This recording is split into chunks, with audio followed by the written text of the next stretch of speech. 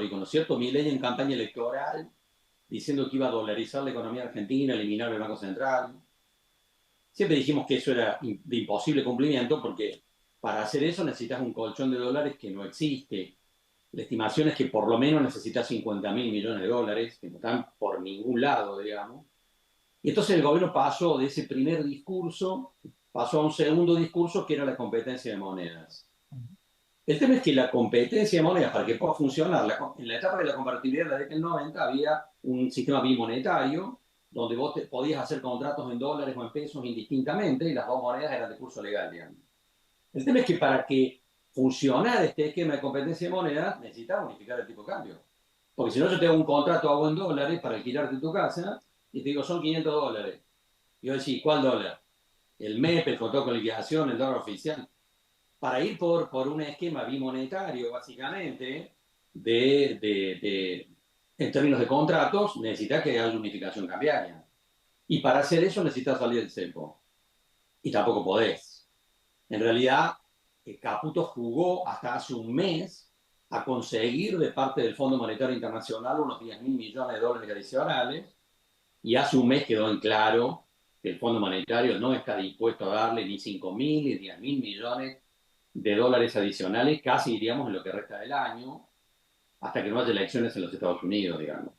Las elecciones son en noviembre, pero en el caso que asuma Donald Trump sería más permeable favorecer la posición argentina. Donald Trump recién en enero va a ser presidente. De tal manera que el Fondo Monetario le dejó en claro a Caputo que no está dispuesto a adelantarle 10.000 millones ni 5.000 millones.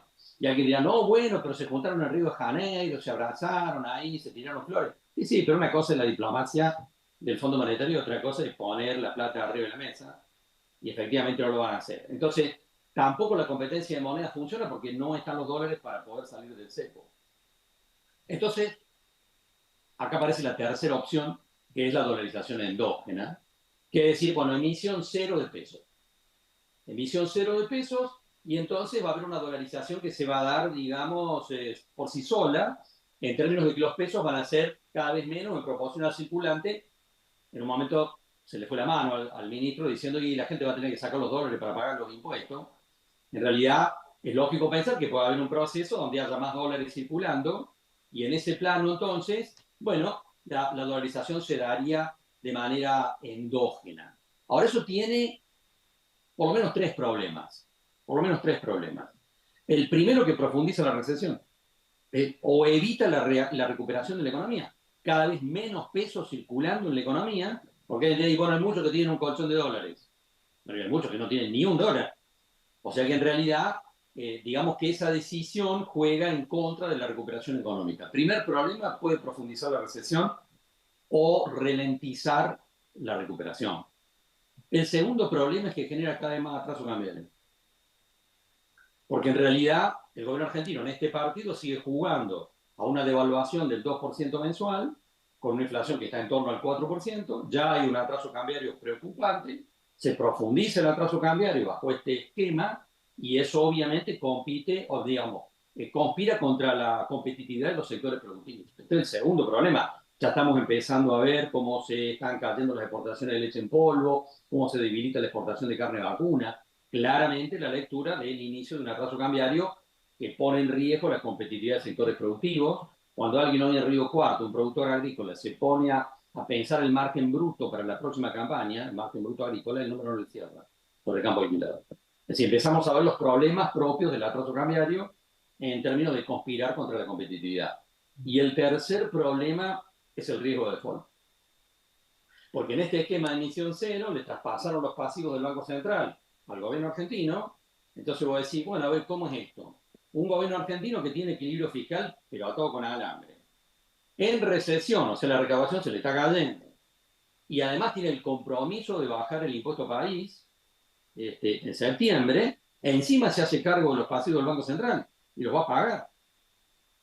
Cuando alguien le dice al gobierno argentino, che, ¿con qué vas a pagar eso? El gobierno argentino va a decir, con superávit fiscal. Fácil. Esto explica por qué se caen los precios de los bonos y el riesgo país está en 1.600 puntos. Porque empieza a haber desconfianza de que efectivamente el gobierno argentino tenga capacidad para pagar sus compromisos de deuda, sobre todo mirando al 2025. De De tal hecho, no manera está, que esta apuesta a la dolarización endógena tiene un conjunto de riesgos importantes. Profundizar la recesión es un riesgo. El segundo, más pérdida de competitividad vía atraso cambiario. Y el tercero, no menor, algún riesgo de default por incumplimiento de compromisos de pago de deuda de cara al 2025. y Y de esto hecho expresa, no está acumulando reservas. ¿cierto? La incertidumbre que está planteando el mercado, ¿no? Claro, y no acumula reservas, ¿no? O a un ritmo mucho menor del que se había. Bueno, limita la acumulación de reservas por varios frentes. El primero porque estás comprometiéndote a vender dólares en el contrato con liquidación y el segundo es que estás ralentizando la generación de divisas porque el mercado está suponiendo, digamos, teniendo en claro que ya está su cambiario. Entonces los productores agrícolas, por ejemplo, vendieron la soja, el maíz, lo que hacía falta para pagar compromisos comerciales y ahora se sientan a esperar otro tipo de cambio o la baja de retenciones y en realidad la baja de retenciones no va a ocurrir razonablemente porque el gobierno quiere equilibrar las cuentas fiscales. Es decir, estamos en un terreno complicado, y el presidente de la Nación dijo, hasta que no vea la inflación en cero no paro. Bueno, el tema es a qué costo. El costo de querer bajar la inflación, como decíamos, a cualquier costo, implica recesión y atraso cambiario y pérdida de competitividad. El tema acá de nuevo está en decir, bueno, los costos que hay que pagar para llegar a la inflación cero son razonables o no. Este es el punto, ¿no? Bueno, el ministro habló incluso de la posibilidad de deflación a fin de año. Bueno, es que obviamente no creo que lleguemos a eso, pero si el gobierno argentino persiste en la actual política económica, es lógico pensar, lo hemos hablado otras veces, ¿no es cierto? Que podamos ver una inflación de 2 puntos en noviembre, en octubre, no creo que de cero, pero sí de 2 puntos o 3 puntos, una baja sustancial de la inflación, pero en un contexto muy complicado para muchos sectores productivos, ¿no?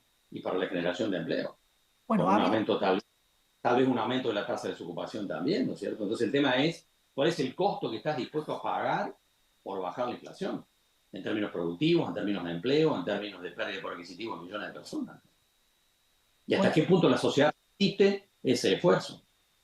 hace unos días hablamos con representantes de APYME y decían precisamente que muchas pymes están quedando en el camino porque no pueden soportar este esquema. Y además muchas están aguantando con la esperanza de la reactivación que cada vez con este esquema parece estar más lejos, cabrón.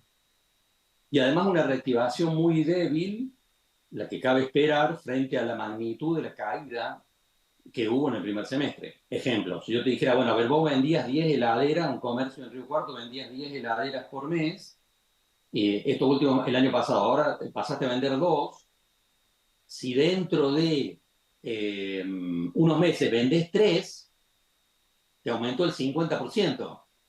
Sí, pero estás al horno con papa lo mismo, digamos, porque tu punto de equilibrio era 10. Entonces, aunque va a haber números positivos medidos intermensualmente, igualmente de ninguna manera van a compensar la tremenda pérdida de caída de las ventas que han tenido gran cantidad de sectores empresarios en el primer semestre del año, ¿no?